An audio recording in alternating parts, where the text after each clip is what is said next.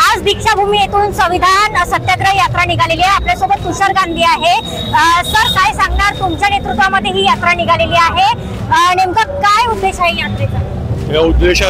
यात्रेचा उद्देश आहे की संविधान आणि सत्याग्रह हे दोन्ही आपले अधिकार आणि हक्क आहेत आणि तेच जनतेमध्ये ते संदेशा घेऊन जायचा आहे। कारण आज संविधानावर पण एक प्रकारे हल्ला केला जातोय आणि त्याची आपण जाणीव करून द्यायची गरज आहे।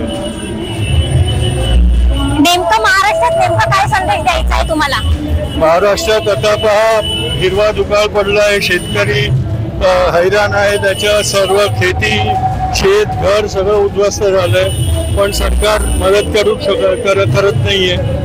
एक वेळ होती जेव्हा केंद्राला जेव्हा पैसे लागायचे तर महाराष्ट्राकडून ते उपेक्षा करायचे। आज महाराष्ट्र भीक मागण्याच्या परिस्थितीत आलं आहे। हे सरकारच्या धोरणाचं कारण आहे।